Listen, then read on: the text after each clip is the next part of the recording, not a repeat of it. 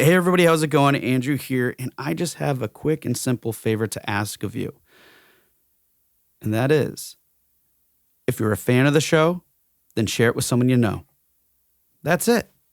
If you really find this helpful, or whatever it might be, if you check those boxes, if that's doing it for you, then share it with someone you know. So again, if you're a fan of the show, share it with someone you know. That's it. That's all I got. Let's get to the show. Hey, everybody, and welcome back to another episode of Indie Game Movement, the podcast that talks about the marketing and business of indie games.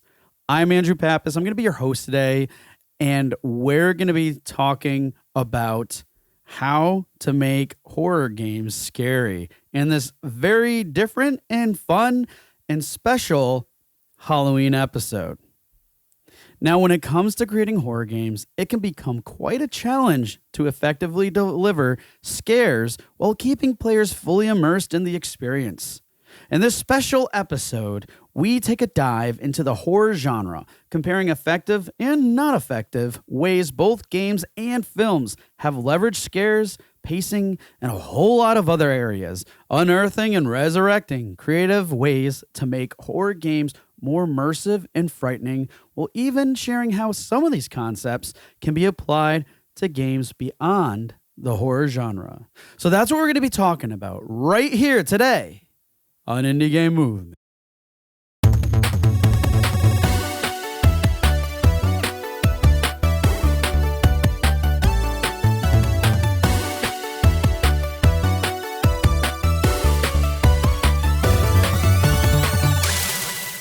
Hey, everybody, and we're back. And today with me, I have a really fun and different, interesting guest. Yeah, that's right. It's you, Justin. Me? Yep. Justin Stoddard, folks. Now, no real need for an introduction here, but, well, okay. Justin's been a longtime friend of mine, and some of you may recall that he was actually in the very first episode.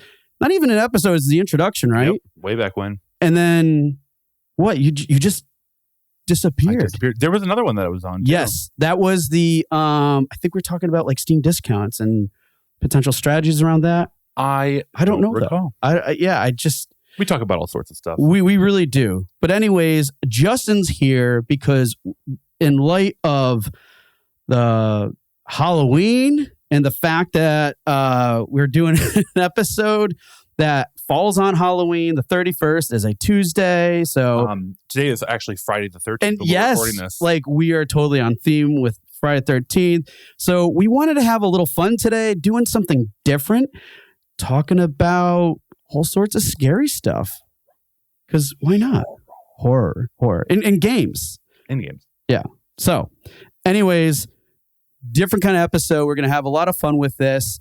And yeah, I mean, I'm going to try hard not to, with not initiating like puns or dad jokes and stuff here because maybe I will. Maybe I won't. I don't know what's going to happen, guys. It's a little off the cuff, a little different. But that said, I promise you we're going to have a lot of fun. Not just fun, but we're really going to do some deep dive discussion around horror games, kind of like our perspective of them and what we feel could make a really good horror game. I don't know. We'll kind of see what we explore. And again, some disclaimers here. This is from the perspective of fans of the genre, not just horror games, but I would say also just horror. I just love horror. Yeah. Because I know, what was it? Last year, you and your partner were all about just watching all the classics, right? Like, or not even classics, like anything. Anything. We still are. We just like we sit down and that's quite a list. Yeah, it is. Our movie genre of choice is always like trashy horror, like from the 80s.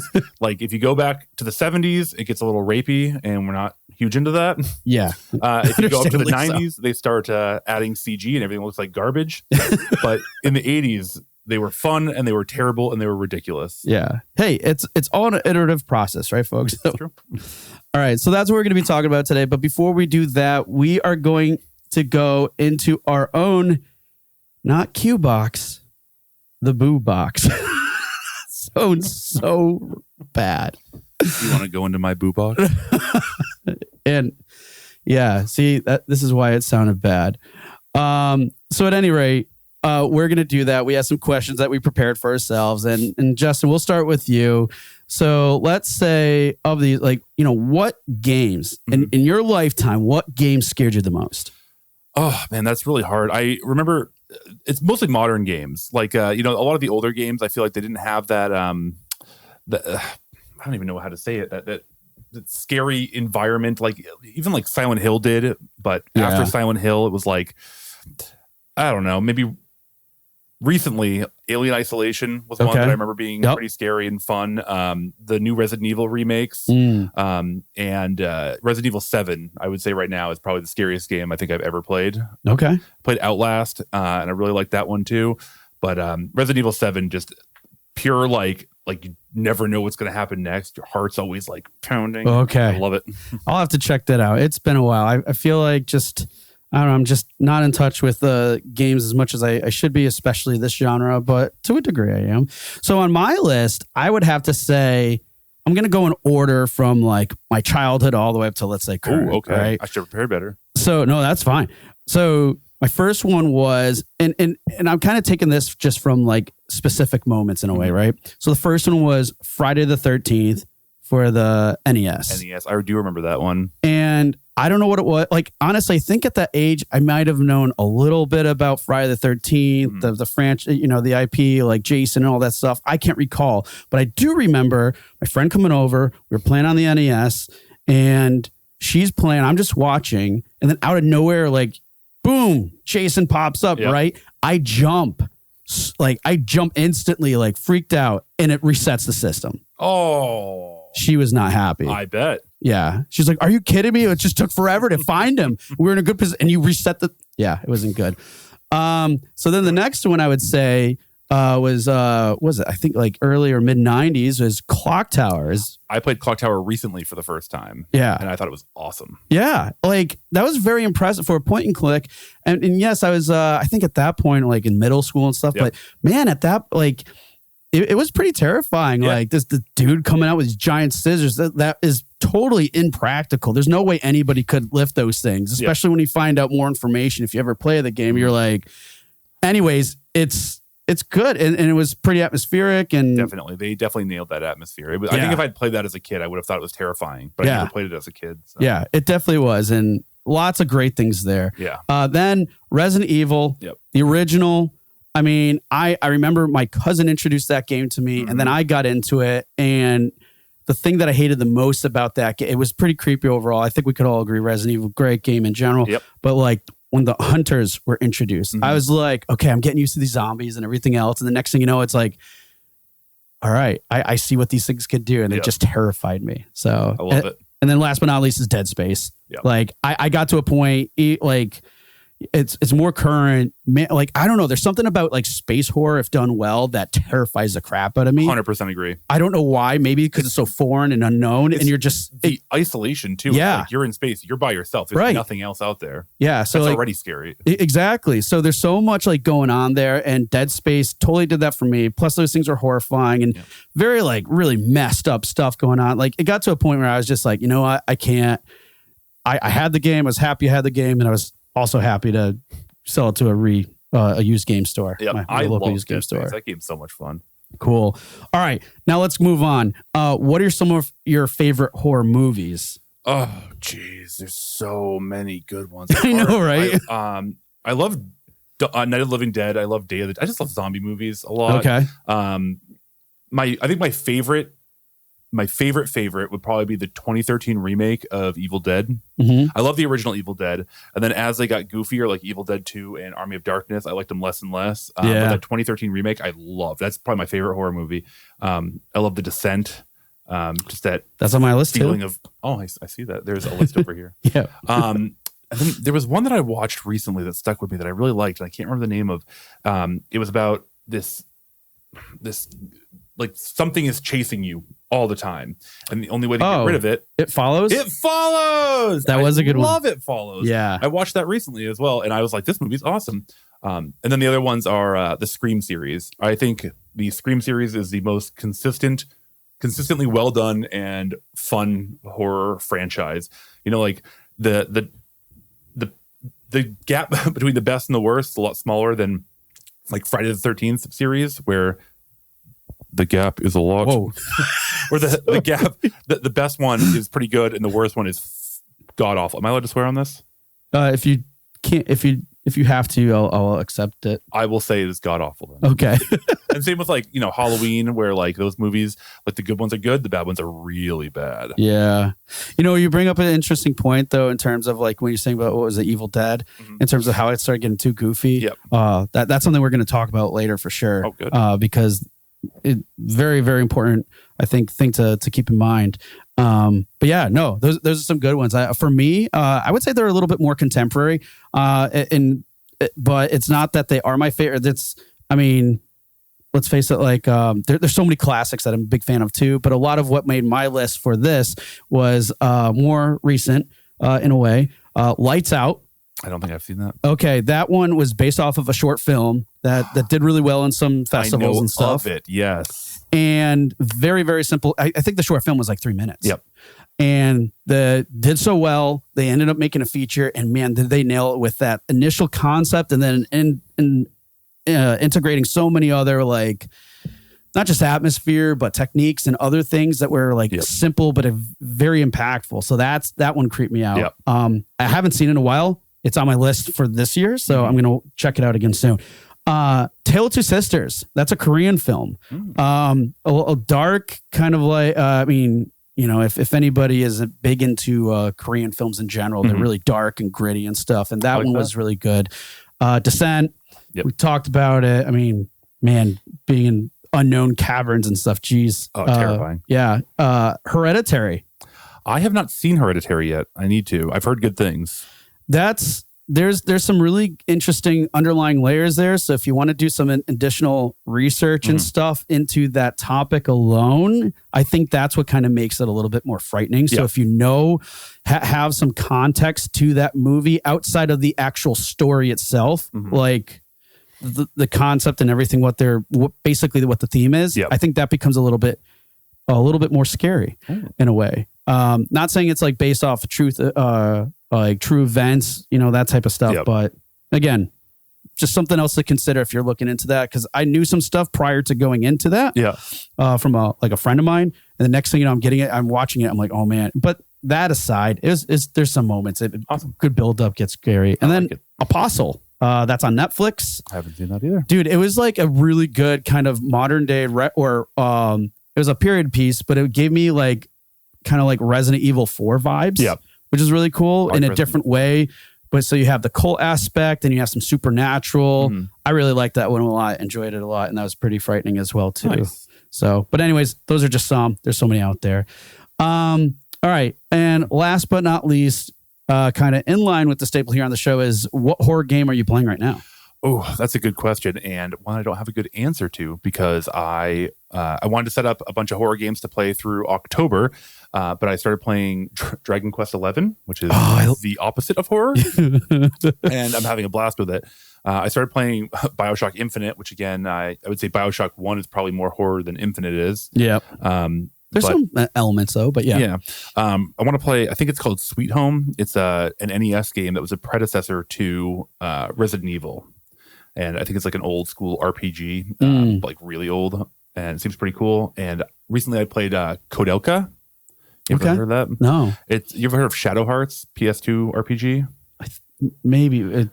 Vaguely ringing a bell. So it's cool. It's like it's an RPG. It's like a turn-based RPG where you're on a grid and you can move around on the grid and attack the enemies, but it's very horror themed.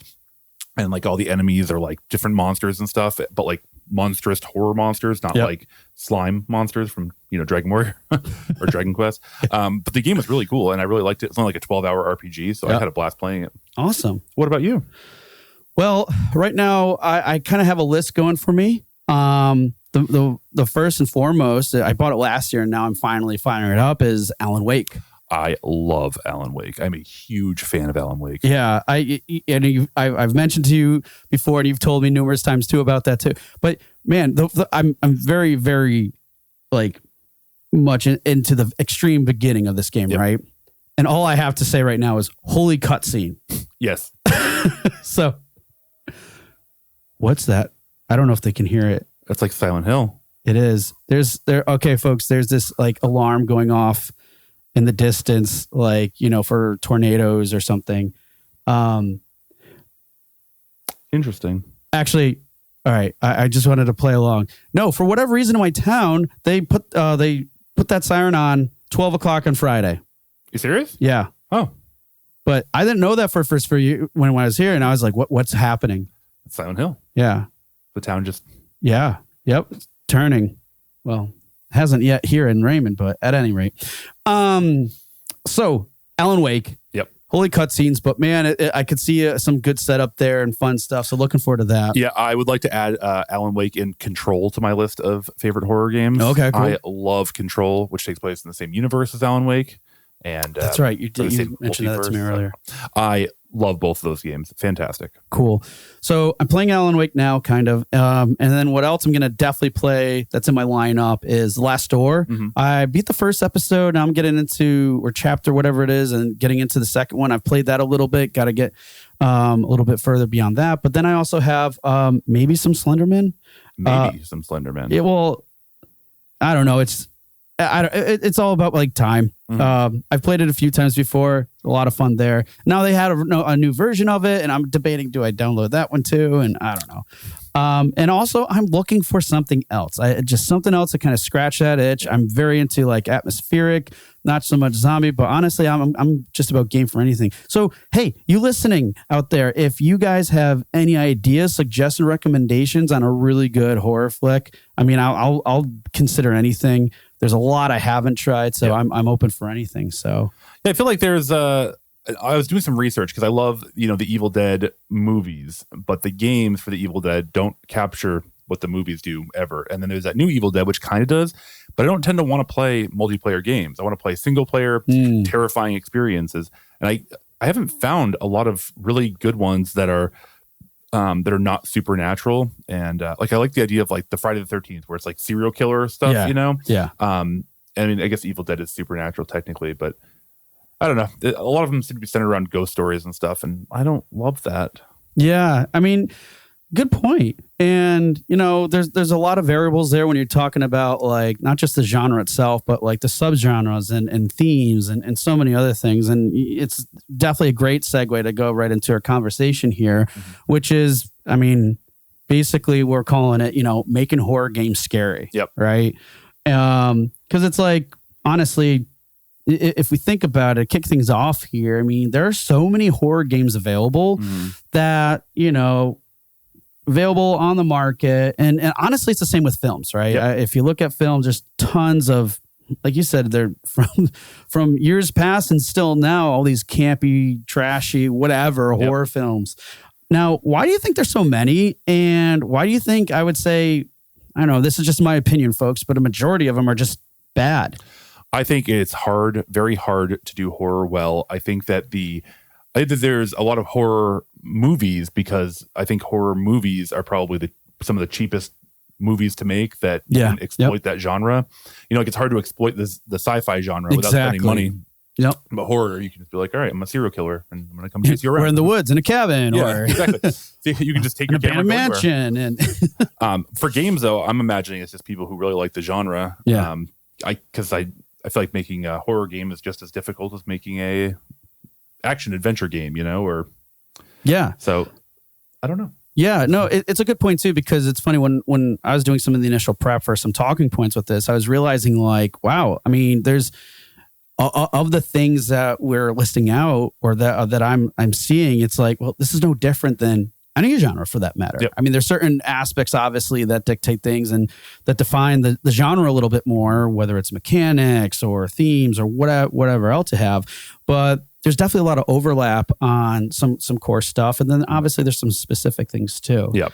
So, I mean, I don't know. Cause like some of these things that I would say that I see and why some of them might not be effective is definitely overarching or even overlapping with like even films to a degree. Like sometimes it's like, I would say maybe doing too much, kind of like overcomplicating things. I find that any games and folks, I'm going to probably be doing a lot of cross reference to like films too, because it's another area that I know fairly well in terms of this genre and big fan of.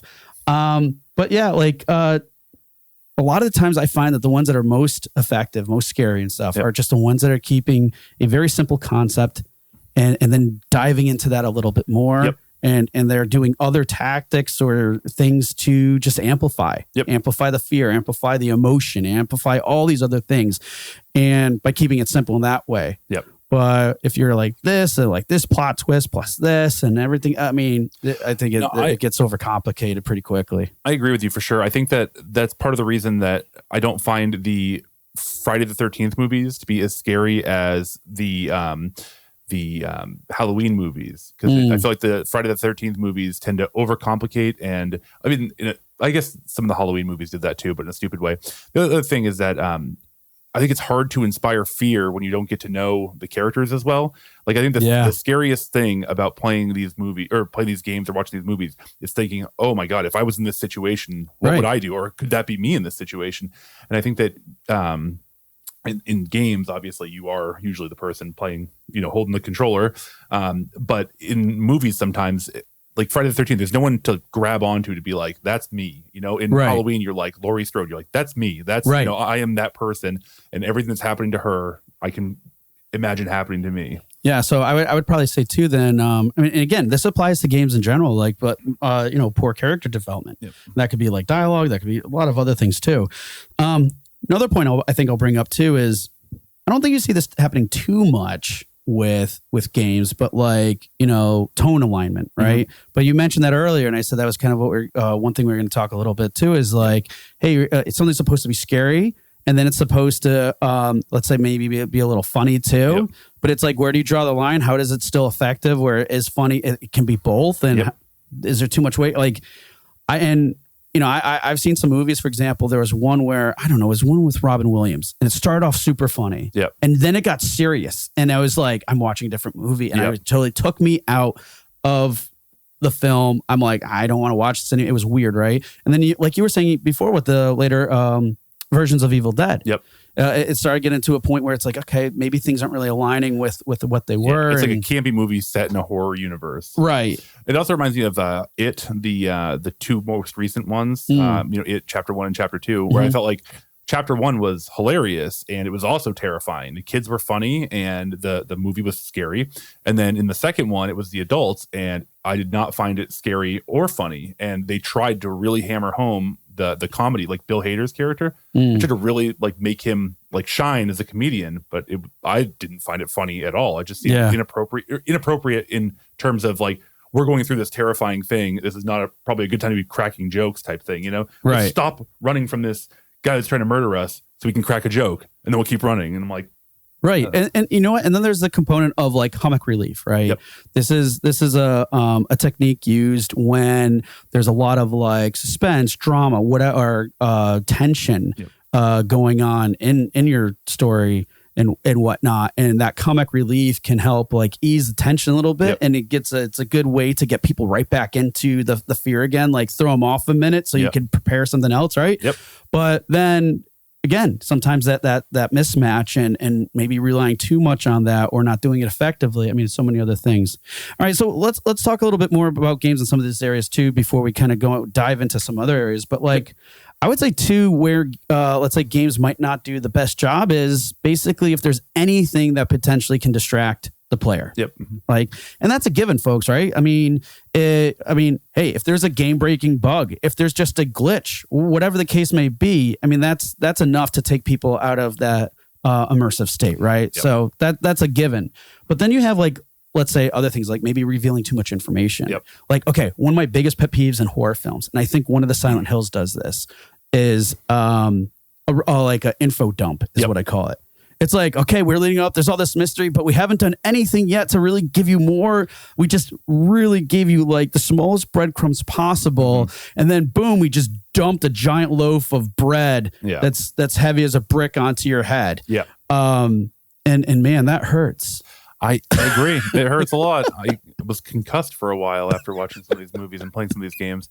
Because I don't think you need to have that. I think there is a limit to the world building. I think the world building in horror should be something that you see and something that you hear. It doesn't necessarily have to be something you know. Just knowing that there's danger in the darkness, Right. Like, I think that's enough. And the things that make me the most scared in these horror games like Resident Evil or Alien Isolation or Alan Wake is the not knowing what's outside of my immediate, like what I can see around me, what's outside of that. And what?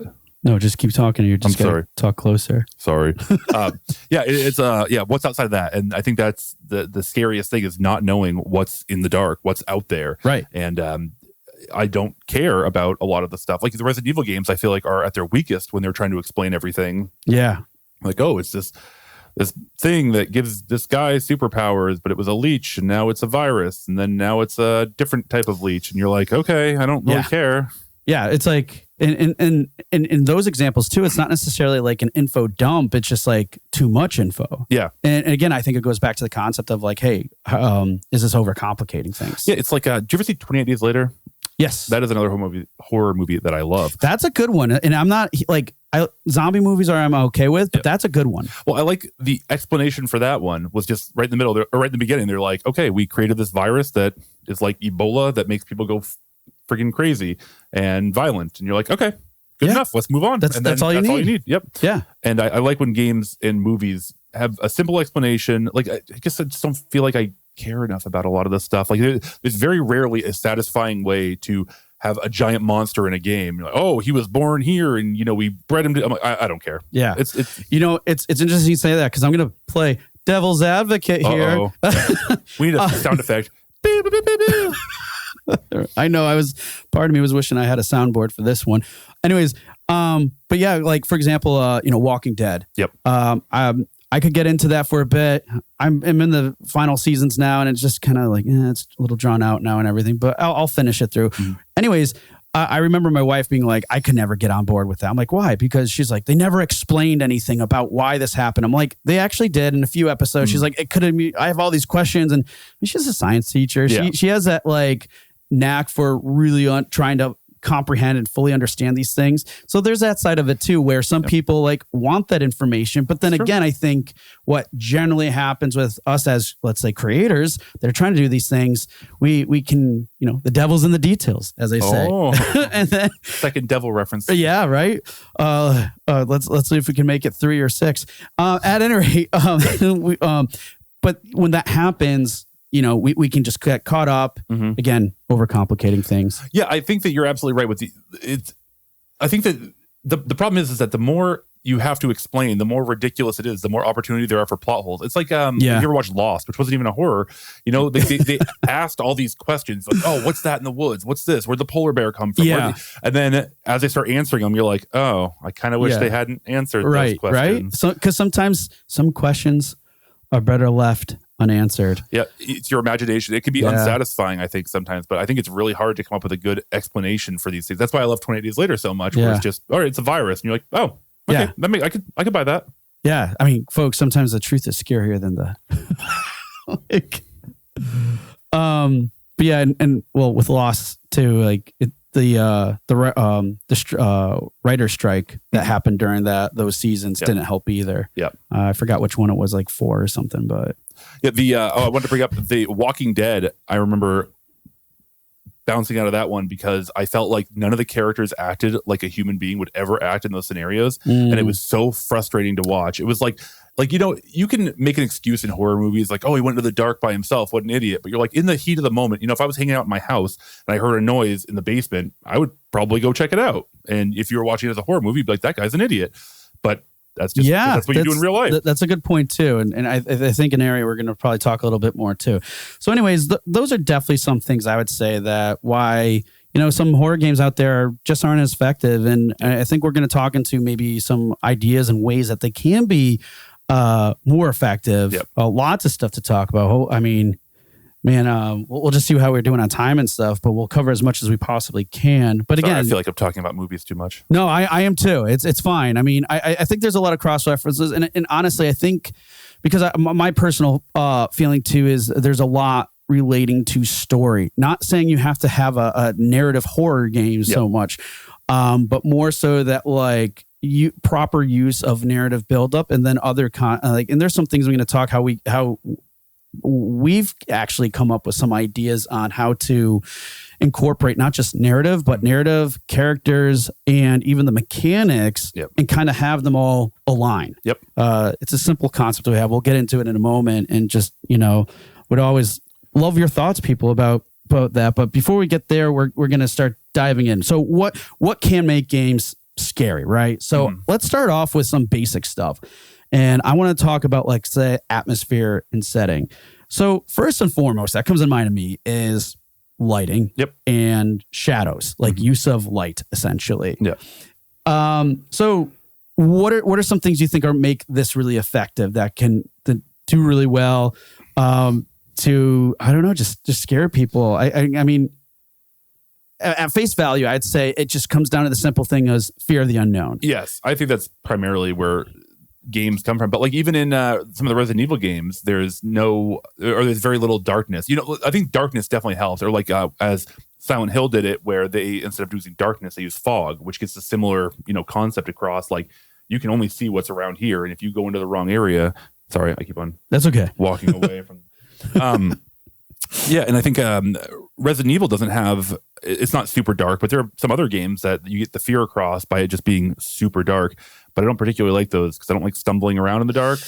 Yeah, that's a good point. Because like if you think about it, like how, and I love the concept idea of, let's say, absence of light, right? Shadows doing all these things. But your example with Resident Evil is a classic one, because if you think about it, for the most part, that game is pretty well lit. I mean, there's parts that isn't. And let's just say we're talking about the original, right? But what did they do there? It was the execution, I'd say, of all the different the fixed camera angles. The fixed camera angles, the tank controls made it really hard to move around. So if you encountered a zombie, you were like, oh no, I encountered a zombie. And then the other thing is that they made you weak compared to the enemies. So like you've got your gun, but there's not a lot of ammo, and it's really hard to beat them with a knife. So it's like, do I want to challenge this guy, or do I want to just turn around and run the other way? Right. So yeah, exactly. So, I think lighting, shadows, they can serve to kind of maybe aid in some of the mechanics in some ways, but also it's looking at things from different perspectives, like the fixed camera angles and other ways of doing that can, I think, really amplify that. But again, this is also not necessarily something that can amplify the mechanics, but it can also be used to kind of help with that atmosphere and that setting. Absolutely. Another one in that realm, though, I want to talk about is sound design and music. So what would you say? You think that's probably one of the most key important things? Or I think so. I think that is probably one of the most important things. Like if you're walking through the forest and you have this happy music, you're like, oh, okay, happy music, and I feel okay. But if it's like scary music, I think that's gonna change how you feel about the situation. Or he wrote on this thing 3D audio and spatial audio, and I totally agree with that, because like if you have surround sound, you're walking down some, again, in the woods or something, you hear something over there, you're like, what's going on? But I mean, I understand that sometimes spatial audio can be kind of hard to execute if you're not an audio engineer or working with someone with that capability. Then that's going to be challenging too. But I would say also to, let's say, if you're looking at and doing things in a more resourceful or limited capacity, sometimes it could just come down to, like, I would say, like, Foley work. And I'm not talking about reaching out to a Foley artist that's like extremely like specialized and stuff. I mean, and I don't know, this is like a hobby of mine that I don't know if I can call it a hobby, because I feel like I don't do it enough. But I'm always fascinated with like random sounds like around my house and certain interactions, especially if I get a mood, like a door, like, and what I like to label this as is foreign sounds. So like what that can do, for example, so Foley artists is, let's say, someone like, for example, a classic things that they use is like using celery to make the sound of broken bone, like bones breaking, and maybe a watermelon to represent a skull getting crushed or something, like things like that aren't real, but they provide a sense of reality, right? I feel what you're saying. I've seen that in horror movies before, where like the monster or something will make some kind of unearthly sound, and it makes it even creepier, because now you have that extra layer of like, where did this come from? Is this like I don't, And that's what I'm talking about with like the foreign sounds. Yep. Like sometimes you could take something that's just completely out of context in terms of what you think could resemble that sound. And maybe it necessarily doesn't even sound like it should sound what you're trying to represent. But if it's something that like the human brain can't really connect with and and associate like what that sound is with. Yep. And again, this is like experimental. You'd have to see where it would work. But you start doing that, and then people are like, what is that? I wonder if it's something related to the uncanny valley, but for like audio stuff where it's like, it's somewhat familiar. Like, okay, I recognize that noise is coming from a monster, but I've never heard anything like that before. So it immediately puts you like, a weird state. Yeah. And I think to play off of this a little bit, going into music, when you're talking about some music and stuff, I think naturally, like when you're thinking about, I would say things like music theory and stuff, right? And I would say a lot of us, especially if you like music and you can pick up on certain things that you like and everything else, we have this natural sense of understanding like, hey, how this sounds pleasant. Yep. And your mind in a way is kind of wants to connect the dots or connect the notes, right? Yep. But then you have those things when you have notes close together and that's kind of creates that jarring effect. Yep. That's like one way to create, again, like tension, but with sound and with music and stuff. One other thing I want to kind of bring back up, and this can relate in a lot of different contexts too, and situations, is you mentioned like, hey, if it's happy music or whatever, right? And it might not set the right tone. But then again, if we're talking about like creating contrast. Yep. I was just thinking the same like Poppy Playtime or something like that. Yeah, you can definitely use, it's that juxtaposition, the contrast, like you said. It's tough because there's no single one answer, I don't think. I think it's really how you put the pieces together. If you're walking through a graveyard and you're hearing, all sorts of like creepy, like circus music, you're immediately like, what the hell? Like, whereas if you're hearing that circus music in a circus, you're like, hey. Yeah, exactly. Right. And here's one last one I wanted to throw out there because I feel like not enough people do this with films, with games, with whatever. Right. And it's simply the use of silence. Yep. Because how many times, folks, have we watched something, seen something, we're hearing that like atmospheric, ambient, like background, and it just chimed in, and we're like, okay, at some point, something's going to happen. Yep. And when we feel that way, essentially what can happen is we because we're so in tune to this, because it's almost like a cultural thing in a way with this like genre, or at least a key factor. It opens itself up to potentially being predictable. Yeah, I was going to say that. Like, there's a weird meta when it comes to horror stuff that I've noticed watching a lot of these older horror movies specifically, where like there's the trope of like you have the camera is facing like a hallway or something, and the person's in the kitchen. They open the door, the door obscures, and you think, oh my God, someone's going to be behind the door. And they close it. And if the movie is from the 80s or earlier, someone's usually behind that door. Yeah. But then that became too predictable. So now, if you watch newer movies, 99% of the time, they're not behind that door. And then the scare happens a minute later. But I think we're at a point now where we're kind of picking up on that now. Yeah. Right? Because you're right. I've seen that all the time before. We know it.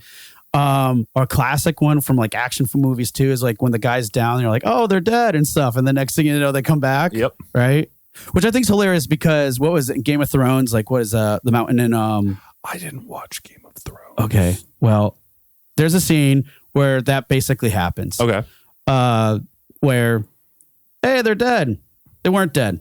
I'll leave it at that. So not any spoilers. That's what I love about Scream is that it specifically calls out all of these tropes. Yes. And then some of them it uses and some of them it subverts. And I really like that.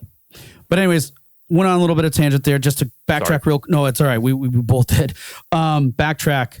Use the silence, I would say, for audio. Because, again, when there's no cues, when there's silence. I mean, again, with anything, if you do it too frequently, like people do with jump scares a lot of times, then people can catch on. But use of silence, because then there's no cues. There's no indication of if something could happen or whatever. Well, I've seen in some games where there's a hard stop between the music and then, like when they're trying to invoke like fear, there's a hard stop between the music and then the silence. And that doesn't I wouldn't say it invokes fear as much as it invokes like anxiety, where you're like, oh, I know something's going to happen. But then there are other games I've played where the music slowly dies down to a point where you're not even really perceiving it, and then before you know it, it is silent, and you're like, oh God, like when did this happen? Exactly. I think that's a good point. That's really effective there, because it's like, let's say you're listening to this stuff. You're kind of, let's say it has a certain tone that it's setting where like, all right, I'm kind of comfortable now based off of what's going on. Yep. And the next thing, it's almost like, hey, it's like a good metaphor for this is like you're walking through the woods and it's a bright path and clearly see, you're just enjoying yourself out time. And then next thing you're like, where'd the path go? Yeah. And then it's like, oh, there's clouds. It's getting darker. Now I'm lost. Yep. Right. I think it creates a very similar sensation feeling there. That's a good one. All right. So let's talk about some other things like, this kind of gets into narrative a little bit, but I think it's important to talk because this is a big factor that we see in a lot of games too, is just environmental storytelling. Yep. Right. Because, settings obviously important. How that like a creepy house, it could, that's typical. Yep. It's so many atypical ones that I think are important or whatever the case is. Right. But environmental being like, this is such a big one, is like using notes or recordings or things like that. Like, I kind of personally feel that the use of notes and stuff, it's cool. It has a sense of lore to it, kind of revealing a little bit more story, but I think sometimes it can create a lot of friction. I feel like it takes you out of the scenario sometimes. I need to back way up to the beginning of this, by the way. This reminded me of a game that I think everyone should play that wants to get into horror games, which is Zombie U. And you have to play it on the Wii U. You can't play Zombie on the PS4 or whatever, or PS5. Zombie U. And it reminds me of this. The thing it was scary about it is that the game doesn't pause. So if you want to look in your bag, the character on the screen crouches down and is looking down into their bag. You, as the player, are looking down at the Wii U tab, but the game itself doesn't stop. So you hear something, and then you immediately, you use the analog sticks to look around on the screen, and then you go back down here and you're trying to move stuff around. And I found it to be terrifying, and I loved every second of that game. And I think that this is the same type of thing, where if you get a note, you're sitting there reading it. In a lot of games, the game pauses. Yeah, exactly. And you're like, okay, all right, got it. Now I'm going to go fight this enemy. But if the game didn't pause, I think it would be a lot scarier. Yeah. And that's kind of like going into, we haven't talked about it yet, but that concept we were talking about in terms of like being realistic or, with how the game is designed. And I think that's a great component, like in terms of like a mechanic wise, it's also revealing from a narrative, and it's still immersive, like, because it's like, it pauses a note, you can really focus. Okay, like, hey, I stopped everything from happening and now I can like relax a little bit, right? Give myself that break. But what you just described there doesn't allow that to happen. Yes. And I don't like the long notes in a lot of these games. I just get like, I want to know some of the backstory, but I just, unless the writing is exceptionally good, like Control, for instance, I'm pretty sure I read everything in that game. And if it's not exceptional, or the environment is not exciting, then I just don't care usually. I just want to experience, what I'm experiencing, and don't care about the lore, because I don't find like I gain anything from it. Yeah. And that's where I think a lot of things like maybe not necessarily books, but definitely movies, it can help give you an idea on how to execute those types of things and providing that type of information, because they have to do so in a short amount of time. Yep. Right. And usually it's in the form of dialogue, but if you look at some of these classics and everything else, you can be like, wow, it's like there's so much revealed through visuals, through actions and things like that, opposed to just reading all these letters. Yep. I mean, granted, there are some movies that kind of do that where, let's look on Google and do our research there and get all the answers that we're possibly looking for. Perfect for a montage. Right. But yeah, no, I think the environmental storytelling, can, I would say, probably avoid a lot of those notes type stuff, or do so in a manner that maybe can work mechanically, or less is more, right? I think that's going to be one of the main themes here. I like the idea of notes that would communicate to you to do something that you wouldn't otherwise do, as opposed to being an info dump where like, check the floorboards or something like that. Yeah. So then you're, mechanically, you're looking down the whole time, which gives you an opportunity to have something scary happen outside of that when you look back up, Right. Yeah. So now we're talking about a little bit more with story. I want to dig into a little bit more there, but I think a big component of the story too is going to be characters. And we talked about some of this before because like, you know, I think there's a lot of some of the problems but that we see in games is sometimes these characters aren't relatable. Yep. And this is in a way what makes them relatable is them having flaws. Yep. So like what are some examples you think that like of flaws you think that make these things or not just the flaws, like what do you think are some elements that really stand out to you in terms of characters being relatable? That's tough, man, because I think it's really hard to make good characters that you're playing as in a game. Like as an example, Booker DeWitt from BioShock Infinite, which I'm playing right now, he's a good character, but he is not a good person, at least not in the beginning of the game. Yeah. And the whole point is that he is a huge piece of crap and done terrible, terrible things in the past, and he's trying to atone. And if the writing wasn't so good, I could see that being irritating. But I played other games where the main character is just kind of sucks. Oh, perfect example. Atomic Heart. Is that the one? It's supposed to be like the Russian BioShock. Okay. I got so excited to play that, and I hated it. I felt like the gameplay was mediocre, but the storytelling was terrible. The world, the environment, gorgeous, absolutely gorgeous.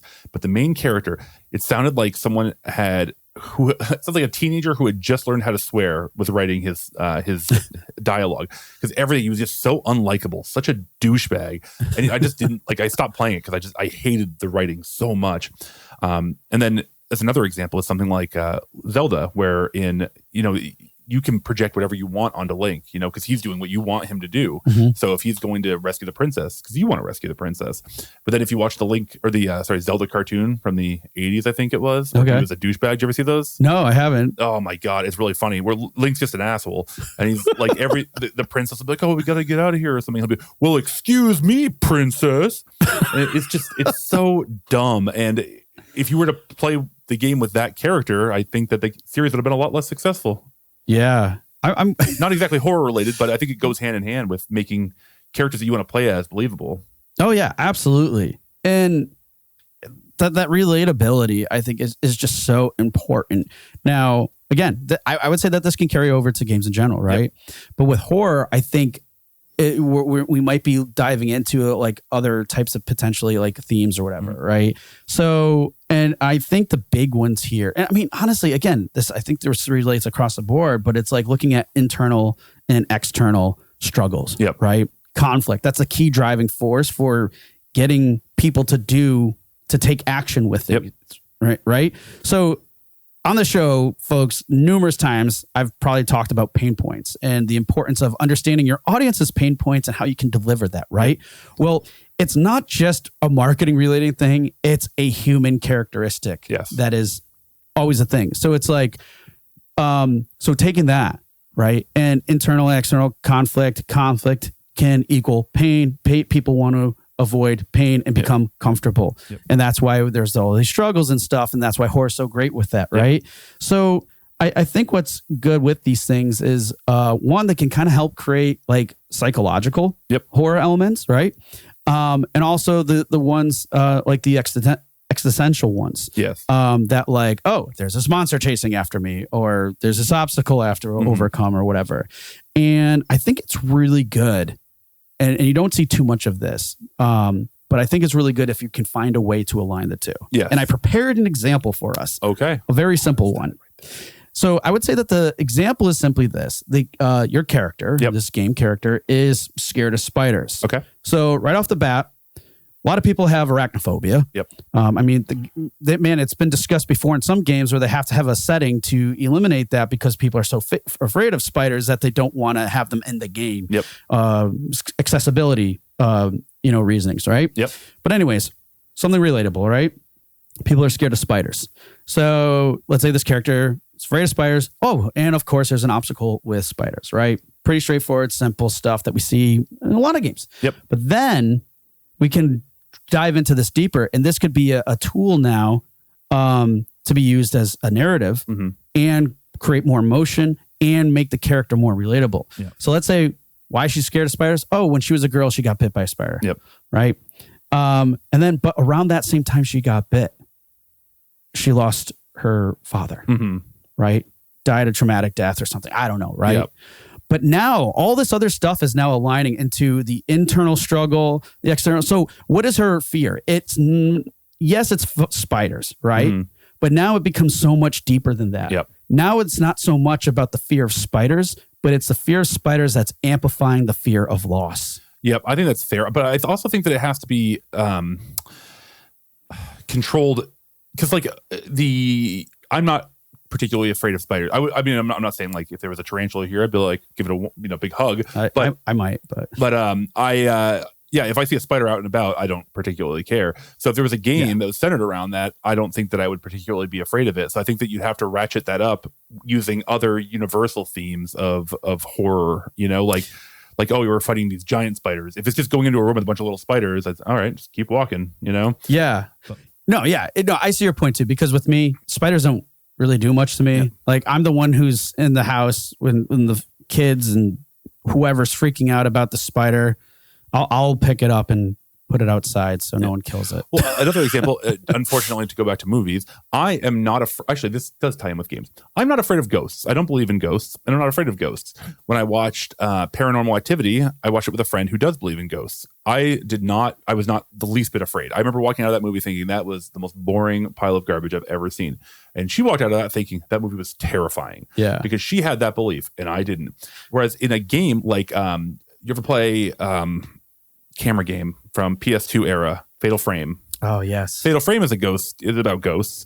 And again, I don't believe in ghosts, but it's not just about ghosts. It's about a lot of jump scares in there. And like, you have to look through the camera and you get, scared. And I found that game to be terrifying. Yeah. Because it had that other universal themes like it used ghosts as a way to kind of get you into the fear. Yeah. And I think that's another example too, talking about that in terms of like, how do you align these things? Yeah. Right.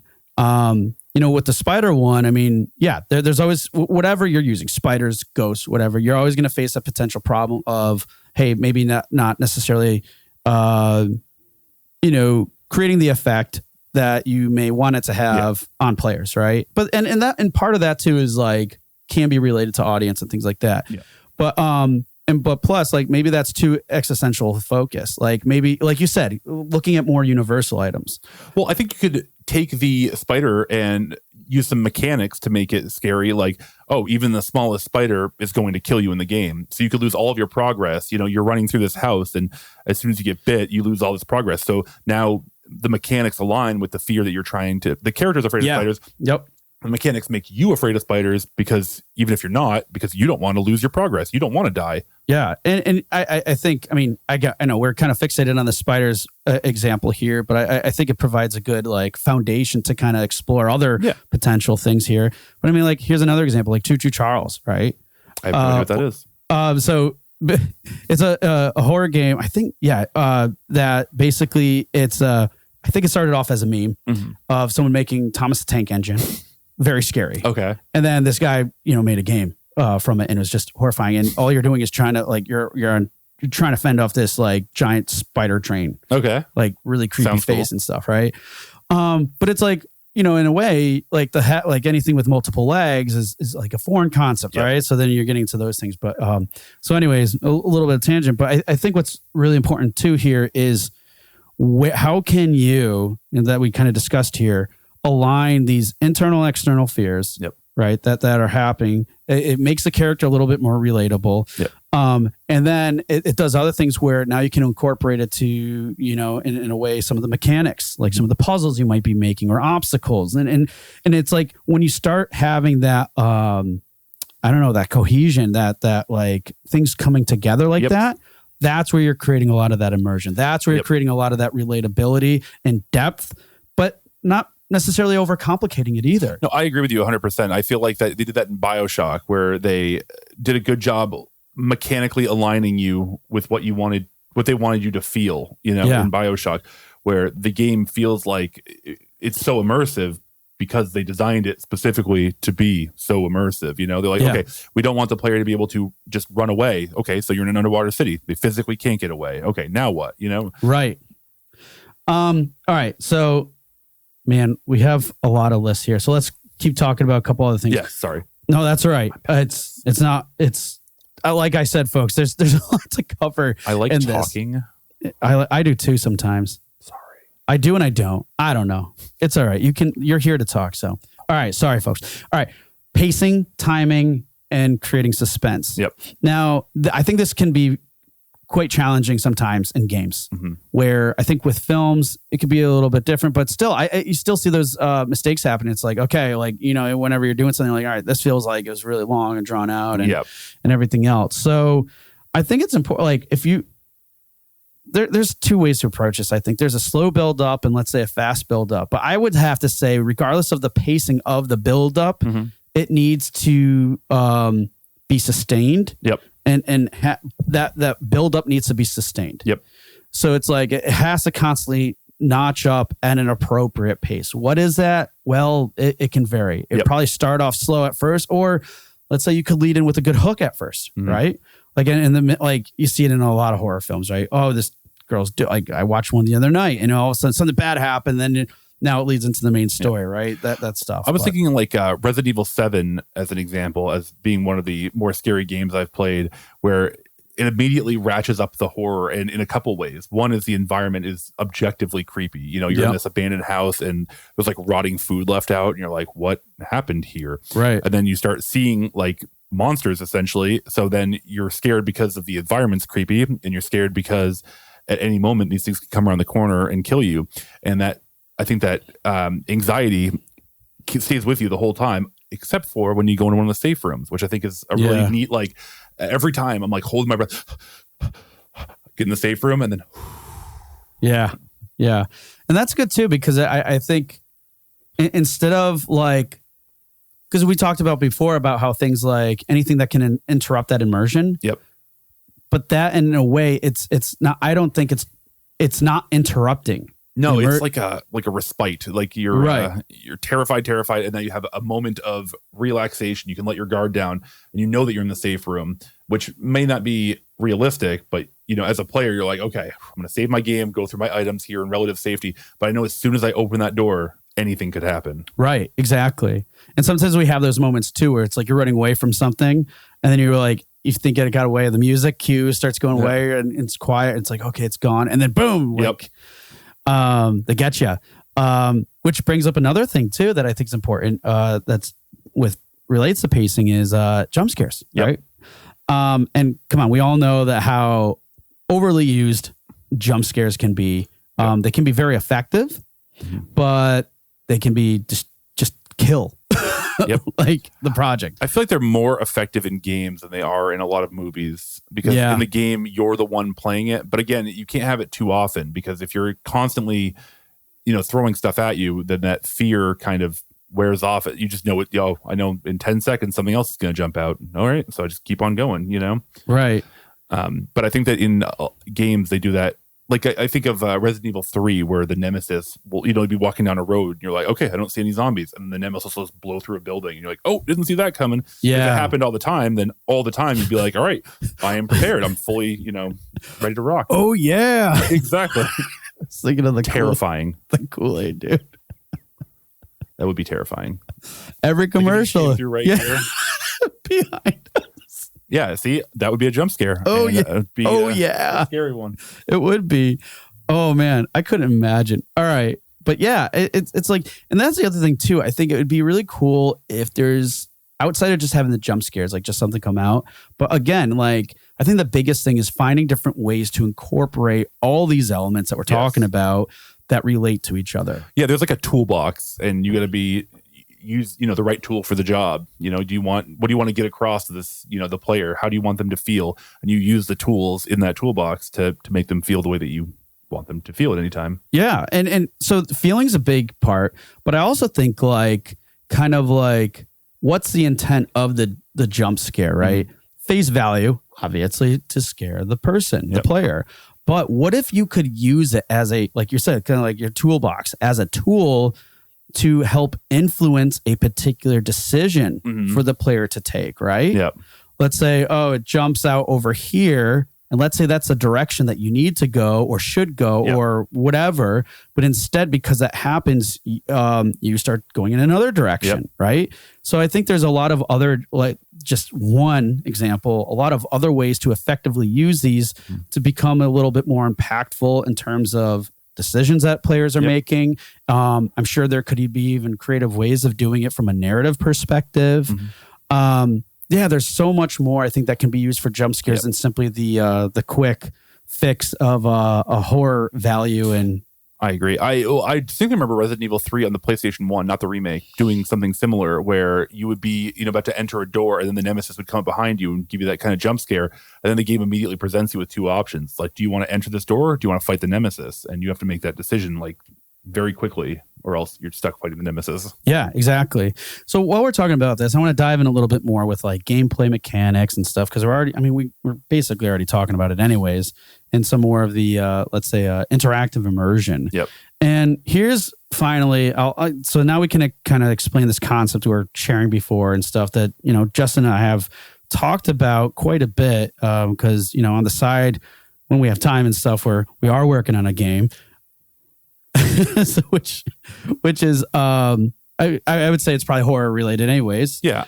And one of these mechanics that we're thinking, or concepts rather, is kind of a goal. And it can be, honestly, this can be tough to try to achieve, which is creating mechanics and that are realistic or within the confounds of the setting and the environment. Mm-hmm. So going back, you talked about some examples, I think with like even Walking Dead or whatever, where it's like, okay, cool, I see how this is happening, but it doesn't seem that realistic. Yep. And that's what I'm talking about with the realistic component. And I think it can be really difficult to kind of pinpoint that because again, I think the important thing to make note of here that we were trying to be mindful of is like, within the confounds of the setting. Mm-hmm. So meaning if you have a fantasy setting and you have this world developed in which, magic's a thing. Yep. And you have these kind of like, you kind of basically put together what the physics are of this environment, right?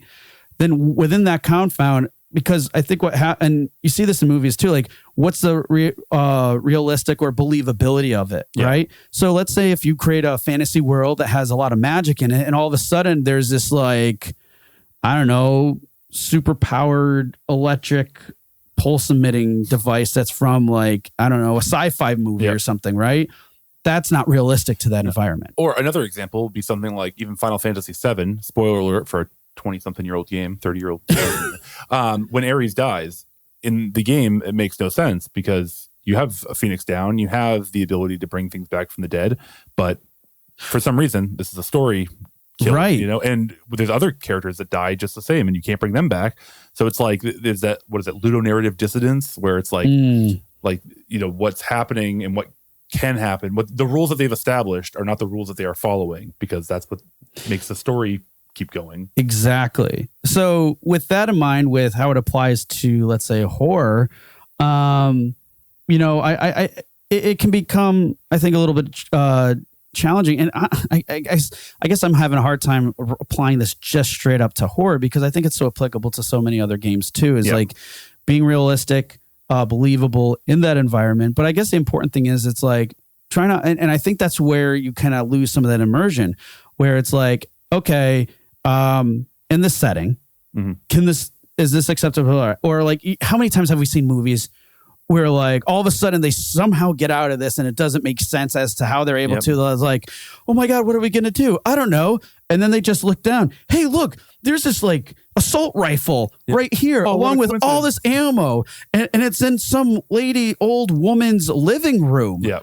And there was no signs of anybody like using that property for anything else. And it's like, yeah, grandma had, all these guns and ammo here for this moment in time for us. Yep. I could see that being fun for a parody, but there is a list of Disney's storytelling rules, and it's a really interesting list. And one of the rules I remember is that it's okay for random happenstance to get people into trouble, but you can't rely on randomness to get people out of trouble or coincidence. Yeah, that's a good one. It's like, oh, we're running through the woods and we fell into a cave, but you couldn't be, that you could use that to get them into trouble. But if that was the thing that got them out of trouble, being chased and they fell into a cave, it's like, well, I was lucky, Right. Exactly. too lucky, if you will. But then now they're in there and it's like, oh, well, when here and what did you know? I have this magic rope in my pocket. Yeah.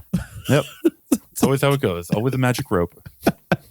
So yeah, but I mean, and that's kind of the thing. And I think too, like, how does this relate to not just the immersion aspect of mechanics? I mean, some ideas without going, I guess, too specific in how they relate. But I mean, we were talking about, let's say, hey, maybe potential use of weapons or items. Whereas, like, sometimes you have games where there's a flashlight, right? Yep. Like, I think, correct me if I'm wrong, I'm not that far into it. Alan Wake, do you have a lifespan on your flashlight? Correct. You do. Okay.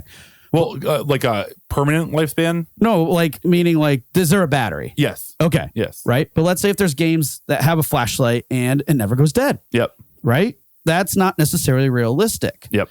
And I'm not saying there's anything wrong with that. That's totally like a design choice and can still be very helpful depending on the rest of the game or how that's made. But from a realistic factor, if you're not creating some form of sense of limitation, in this example, it's not going to be as scary. Well, it's like the replaying Resident Evil when you have the rocket launcher, Oh my God. You're like, all right, now this turned from being a horror game to an action game where I'm just going to blow everything up and there's no consequence. Great example, because I was so proud of myself when I beat the game under the time frame to do, I think it's like 3 hours. Yep. And got the rocket launcher. I'm like, this is awesome. Can't wait. I don't know. I maybe put in another like 20 minutes. I'm like, this is boring. Yeah. Completely different game. I think it's definitely the limitations that drive it. But I think Alan Wake is unrealistic because if I remember correctly, the battery recharges if you turn off your light for a period of time. Oh, okay. I can't remember for sure if that was Alan Wake or another game. But I don't necessarily think it has to be realistic, but I think it has to make sense in the game world. Right. And yes. I don't think there's ever a situation in Alan Wake that I can remember offhand where it doesn't make sense. But let's say for whatever reason, and I think this is cool in terms of how it can relate to not just mechanics, but let's say skill trees, right? Yep. Let's say you start off with the flashlight, has a limited lifespan, but then later you can get an upgrade that is because maybe you find it, or it could just be a point system. Yep. But let's say point system, you get enough points to upgrade whatever. And now you can upgrade it to a longer life battery, right? Or then you could do solar battery or or rechargeable, whatever the case may be. So, but within this, let's say it's modern setting, all this technology and stuff kind of exists. And even if it's futuristic, as long as you set those expectations and establish that, I think those types of things would be considered realistic and can give a little bit more level of control. And it's probably needed control, especially as you introduce like new obstacles, villains, monsters, things like that. I think realism is not necessarily about what can happen in the real world, but more about internal consistency with what happens in the game based on what you think should happen. Like if I have a fire spell and I'm freezing and I see some wood, I could light that wood on fire and, be fine. But like, there are games where you'll do something like the character has the ability to do this thing to overcome this challenge because I do it in every battle. But for some reason, for a story reason, I can't do it right now for this thing. And doesn't make sense, and I don't like that. You know what? That's a really good point because it really plays into another area I think is worth discussing is like player agency, right? And here's the juxtaposition, right? Here we are talking a little bit about limitations and how I think that's extremely effective in making a horror game, an effective horror game. But now we're talking about giving players agency. So kind of like, what's that fine line, right? Yeah, I think it's tough. It's a balance, and I think you have to strike that balance based on the specifics of the situation, because you can give anyone the full ability to do anything and still make a really scary game, or you could take away all the agency, or not all, but obviously, because then it wouldn't be a very fun game. You take away the majority of the agency for the player and still make a different type of very scary game. There are action games like I was thinking like Alien Isolation. The fear in that game is that you've got a gun and you've got weapons and stuff like that, and if you're fighting regular enemies, no big deal, but you can't beat the alien. Yeah. So it's like all the time you're just looking out for that alien. You're like, is it around this corner? Is it around? And that's the fear, is you have all the agency in the world, but no matter what you do, you're not beating the alien. So you got to avoid him. Yeah. And I think another good example too is limitations and agency would be like probably BioShock. Yep. right? Because the limitation is more so of the environment. Yes. I would say a big component at least. Yeah, you cannot leave. You are stuck. There's nowhere to go. And then some cases you're kind of forced certain areas and things like that. But then on top of that, I mean, there's a lot you can interact with. There's a lot of decisions you can make that it caters to specific play styles. I know for me personally, the game scared the crap out of me a lot. So I figured I'd face my fear and just max out everything on the wrench. Yep. I love the wrench strategy. Right? So because I just wasn't as effective with the shooter, things like that, and it just made sense. And you know, I think what's interesting too to call out quickly, because I know we're coming on time here, is you know, the kind of perspective from player agency and what comes with that. And what I mean specifically is, hey, look, we look at a lot of horror games, and I would say a lot of them are, let's say, either 3D or you know, essentially like walking sims in a way, right? And there is that level of immersion that can come with that. But I still think that shouldn't be the only thing to consider when you're doing a horror game. Because, I mean, I felt, even though it's not quite horror, it is a little bit.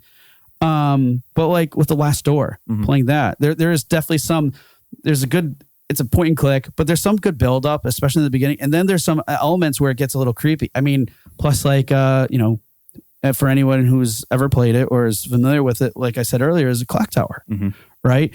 Just because it's in a 2D environment doesn't necessarily mean that there can't be that level of immersion, that different perspective still provides you with, especially within confounds of the genre itself, can still provide you with plenty of agency, even if like it doesn't, like, I guess, maybe I'm mixing the two here a little bit, but I still think that there's a lot of value in other potential perspectives that give you a good amount of control and create that level of immersion that you're looking for instead of just focusing on 3D all the time. Yeah, I agree. I think any game can be scary, or maybe not any game, but I think you can make anything tense. Yeah. If you're careful about planning it. It doesn't have to be.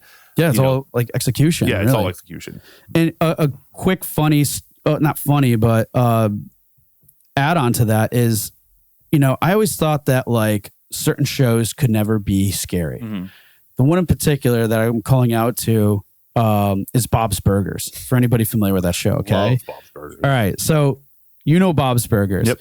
There's one Halloween episode where I don't want to give it away because I think it's a totally, out of all the episodes, this is probably one I would recommend for this reason. So it starts off typical Bob's Burgers episode, a little funny and stuff, and they're being thematic because it's a Halloween episode. Yep. But then it gets to a point where it actually starts to get scary.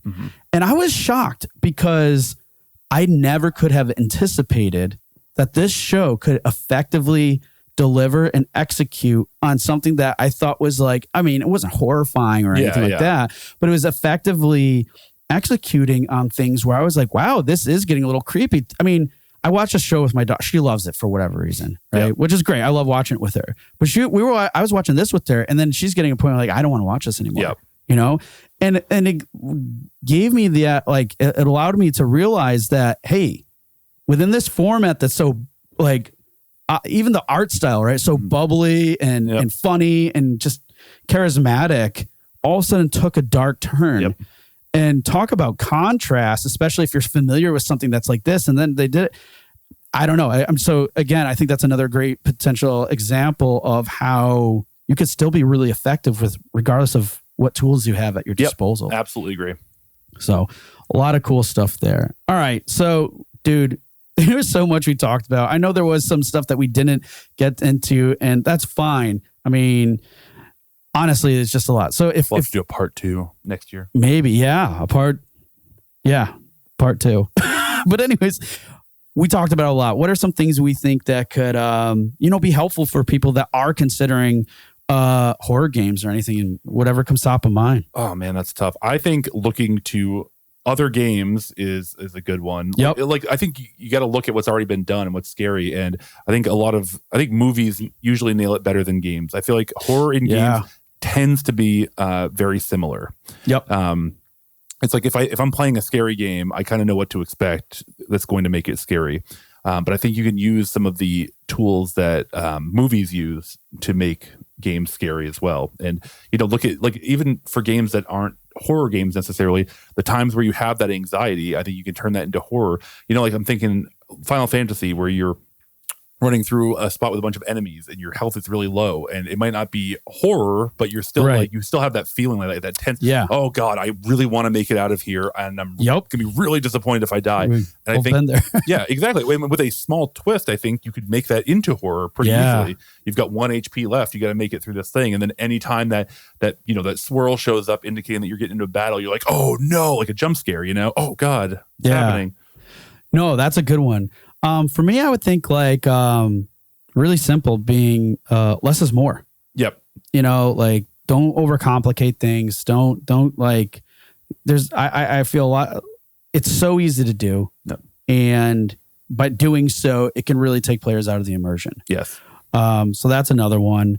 You're probably not going to write a satisfying way to make ghosts or monsters appear in your game. So the act of, I think, trying to spend hours and hours on all of this lore is going to end up being wasted because people are just going to think it's goofy. Like, how many movies have you seen where when they show the monster finally, or they explain the monster's past, you're like, oh, okay. Right. And that's the way it is for most things, Yeah, like it's scarier when you don't know. Exactly. And that, like we talked about earlier, and it's like sometimes like leaving things unanswered are acceptable. Yep. But I still, you might want to be careful. Yeah, I think a simple explanation for a lot of things might be even, they were ghosts. Oh, this place is haunted for this reason. You're like, oh, okay, I don't need to know what specific mechanisms they come back from the dead, unless that's part of your core world building, that, if you die a certain way, you can come back from the dead. And that's just part of, that is the game, or the game's background, And then I'd probably say another one would be just make things relatable. Yep. Relatable, especially with your characters. Like, what is those, existential struggles that they're facing? What are the internal struggles they're facing? Because internal focus is more on emotions. Yep. You can lead into a lot of psychological horror there. Yep. And existential are all things that are like, fear of spiders or fear of this and other things else. And then finding a way to align those two things can really help amplify the mood, the tone, and everything else going on. Yeah, so I think you can make good horror by, sorry, back up a bit. Being relatable, I think, is really good. I think you need to be able to relate to something, either the environment or the characters themselves. Maybe not necessarily both, but you have to be able to relate to something, or else it's just so foreign. It's like the idea of, tablets existed before the iPad, but they weren't successful because it was too much of a jump for people to go, it was too unfamiliar. Yeah, good point. But then they come out with phones and you're like, oh, okay, phone, this is a little bit different than my flip phone. And now it's got a full keyboard on it. And now they get rid of the keyboard. Now we have, everyone's at the same thing. But if this had come out, originally, it might not have been successful, Yeah. So I think that having something that you can relate to, I think, is essential. Yeah. And I think that's a good point too, because I know we didn't talk about this, and I'm going to just mention real quick, is that sometimes we think, hey, there's, this is based off of true events. Yep. Or this is inspired from true events and stuff, Almost right? Never. But I mean, yeah, right. When you look at it, it's like, oh, there's this murder that happened, but there was no paranormal aspect to it or anything else. It's The Strangers. You ever see that movie? Yes. Okay, so it said it was based on a true story. The true story was that the director or the writer or whatever got a knock on his door and he didn't know who it was. That was the true story that it was based on. And then beyond that, he's like, oh, what if it was a killer? What if it was someone I don't know? And that, based on a true story. So it's, let's face, like, for whatever reason, there is some, I'll have to say there is definitely some draw and attraction to the idea of based off of something true. Oh, that's why they market it that way. Yeah, right, exactly. However, even if you do that, it's like kind of like a bait and switch. Mm-hmm. So that's why I'm saying, like, what I'm saying is there's nothing wrong with doing that. But don't bait and switch people. Yep. Like, deliver on making something that is relatable. Yes. Because if then you could do that, it's okay if you embellish the truth because this was just an inspiration from an experience you had that was simply a knock on the door. Yep. But then make everything relatable. And well, that example of Strangers, I'm sure, was a little bit of a disappointment there. Yeah. At the very least, I would say they did for the most part, an effective job. I liked the movie for sure. I just remember reading about the based on a true story part, and I was like, oh, that's really funny. There's no law or no rule that exactly. You could say Star Wars based on a true story. Right? The true story is that I picked up a stick. Well, every hero has a struggle. Yeah, exactly. All right. I wanted to quickly say one other thing about horror games and relatability is that I find in movies terrifying war movies and war video games I find to be terrifying, and they're not meant to be horror, but I could just put myself in the position of like, oh my god, I'm an 18-year-old here. I was not in the army, I was not in the armed forces at all, but I could put myself in that situation, like Call of Duty Modern Warfare, I think it is, where you're riding through the town in like the Humvee in the beginning. I just remember thinking, this is terrifying because you don't know what's out there. All these people look so nice. Yep. All you need is one guy to come up with an AK-47 and it's all over, and I find it terrifying. Yeah, and I think one movie that did that really well, taking that aspect of things and adding a horror element to it, was Jacob's Ladder. I never saw Jacob's Ladder. Oh, if it sounds like those, what you just described and everything else would align really well. So you should check that out. That out. Well, folks, can't thank you enough for staying with us for this special long episode talking about horror games. Hopefully you found it helpful and everything else. But honestly, we'd love for you to reach out. Let us know what you think about horror games. What are effective strategies? I'm sure there's a lot that we missed, we didn't cover in this time together. But I mean, it was something fun, something that we thought was appropriate, and just something we wanted to talk about because there's some really cool things there, and hopefully you can glean a lot, whether it's relating directly to horror games or just games in general. Yep. So thanks everyone for joining us. And Justin, thank you for being here today too, man. So very welcome. Thank you for having me. It's been a pleasure. Agreed. Hey everyone, thank you for listening to another episode of Indie Game Movement. I'm Andrew Pappas, your host, and the show's producer is Mustafa Price. Show notes for this episode can be found by visiting rengenmarketing.com, the number episode of the show. Rengen Marketing is a consulting marketing company that helps indie devs with their marketing efforts. Whether you need guidance with your game's marketing strategy or could use a free marketing plan template, then please visit www.rengenmarketing.com and take action. A special thanks to Dakota Saab for Season 2's opening theme and Melissa Gellis for the new logo design. And as always, thanks for being such great listeners, and we'll see you next time on Indie Game Movement.